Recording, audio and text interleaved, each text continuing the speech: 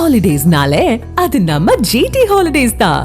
GT holidays, south India's #1 travel brand.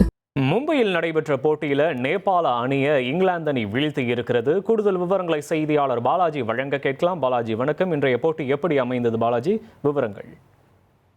T20 உலகக்கோப்பை தொடரை பார்த்தோம்னா விறுவிறுப்புக்கும் பரபரப்புக்கும் பஞ்சமே இல்லாம 2வது நாள்ல இருந்து போயிட்டு இருக்கு. இன்னைக்கு சற்று நேரம் மும்பையில நடந்து முடிஞ்ச போட்டியில இங்கிலாந்து அசோசியேட் அணியான நேபாளத்துக்கிட்ட போராடி தான் ஜெயிச்சிருக்கு.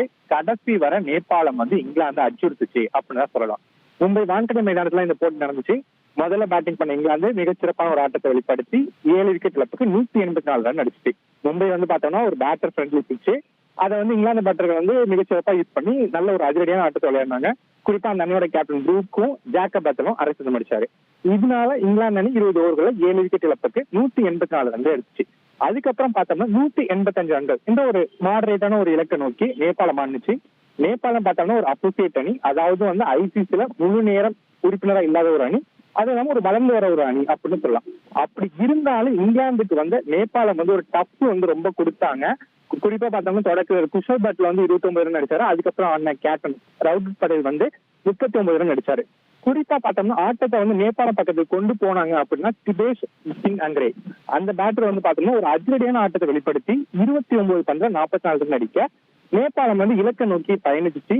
இருந்தாலும் இறுதி கட்டத்துல அடுத்தடுத்து நேபாளம் விக்கெட்டை இழந்துச்சு. குறிப்பா ஆர்ச்சர் வீசின 18வது ஓவர்ல நேபாளம் 22 ரன்கள் எடுத்தாங்க. இதனால திரும்பியும் நேபாளம் போட்டிக்குள்ள வந்துச்சு.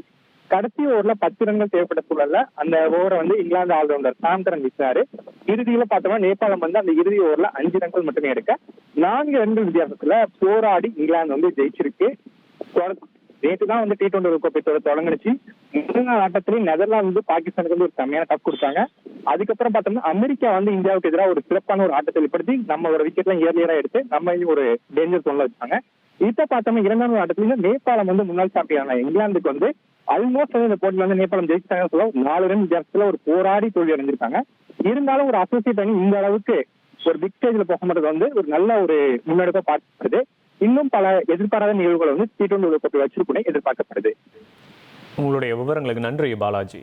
ஹாலிடேஸ்னாலே அது நம்ம ஜிடி ஹாலிடேஸ் தான். GT holidays, south India's #1 travel brand.